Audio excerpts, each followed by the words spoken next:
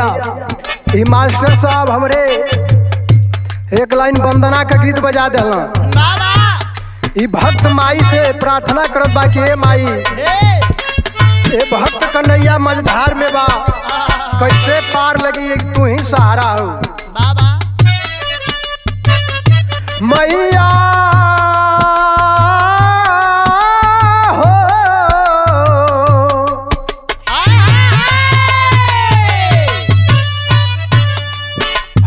ज्ञान के पुंज अजोरिया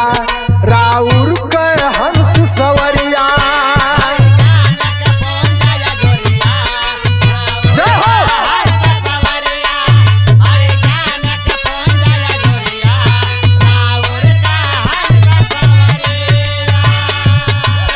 विश्वास आस को ही से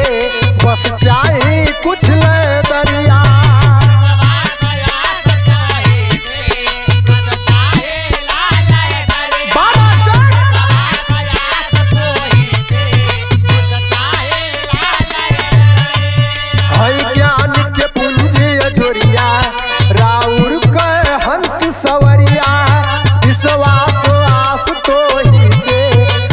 चाही कुछ ले दरिया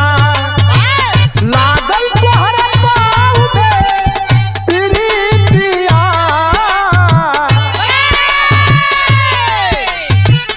लागल तोहरा पाँव में प्रीतिया झन झन सीतारावा के तेरा है शारद मैया गाई गवाता हमसे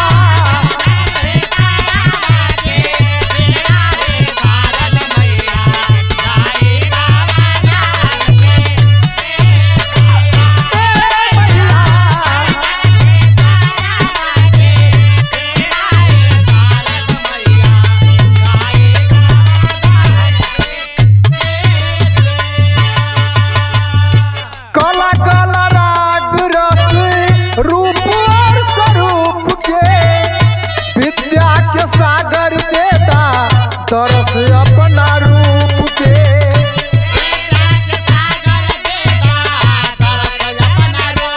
जय हो जय हो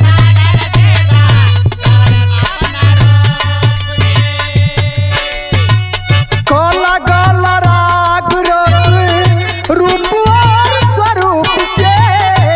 विद्या के सागर देता तरस अपना रूप के अजित प्रदीप के प्रीतिया अजित प्रदीप के प्रीतिया झन झन सीतारावा के तेरा है शारद मैया गाई गवाता हमसे